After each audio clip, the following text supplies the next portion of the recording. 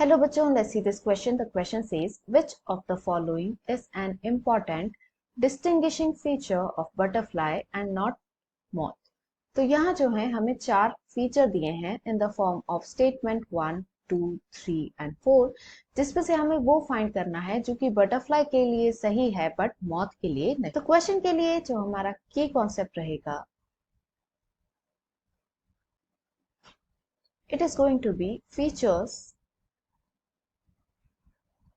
of butterfly and moth। तो इन दोनों को यदि हम कंपैरिजन में देखें तो समझना ज्यादा आसान रहेगा। कुछ कैरेक्टर्स के बेसिस पे हम बटरफ्लाई एंड मॉथ को डिफरेंशिएट कर सकते हैं, जिसमें से फर्स्ट जो हम देखेंगे it is about the antenna, कि दोनों में जो एंटेना है वो किस तरह का होता है। तो जो बटरफ्लाई का एंटेना है वो लॉन्ग एंड थिन होता है, एंड यदि हम इसके ऊपर देखें तो हमें ग्लोबुलर स्ट्रक्चर देखने को मिलता है, यानी एक बल्ब लाइक स्ट्रक्चर देखने को मिलता है। वहीं यदि हम मॉथ का एंटेना देखें तो ये शॉर्ट होता है एंड इसके जो एंड्स हैं वो टेपरिंग होते हैं,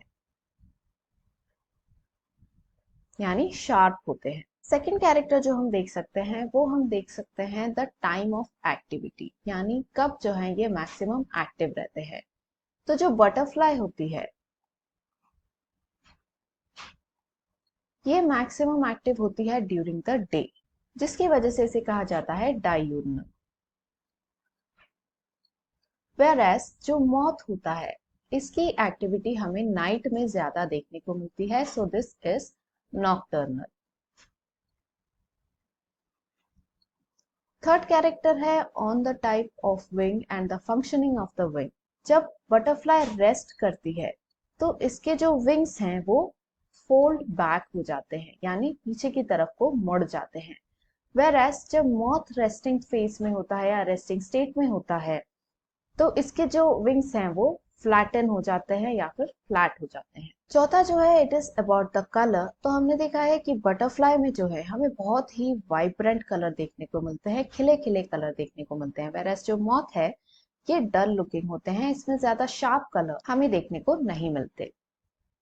तो अब क्वेश्चन में दिए एक एक स्टेटमेंट को यदि हम देखें, हमें वो स्टेटमेंट देखना है जो बटरफ्लाई के लिए सही है। फर्स्ट स्टेटमेंट है स्टाउट बॉडी नॉक्टर्नल। तो ये रॉन्ग है बिकॉज इसमें जो एक्टिविटी है वो हमें डे में टाइम में देखने को मिलती है, so it is diurnal. Second है wings are not folded in sitting position. तो ये भी रॉन्ग है बिकॉज बटरफ्लाई में रेस्टिंग स्टेज में जो विंग्स हैं वो फोल्ड बैक हो जाते हैं, वेयरएज जो मॉथ है उसमें ऐसा होता है कि ये फोल्ड बैक नहीं होते। थर्ड है antenna are long with globose and and diurnal. तो ये जो है बिल्कुल करेक्ट है बिकॉज इसका जो एंटेना है it is long and thin with globular and ये डायूर्नल होते हैं। फोर्थ है antenna short with tapering and feathery and nocturnal. तो ये जो है ये मॉथ का कैरेक्टरिस्टिक है, नॉट ऑफ द बटरफ्लाई। तो इन सब को देखकर हम कह सकते हैं कि क्वेश्चन का जो फाइनल आंसर है it is statement number 3, that is this one. Hope you understood it well. Best of luck.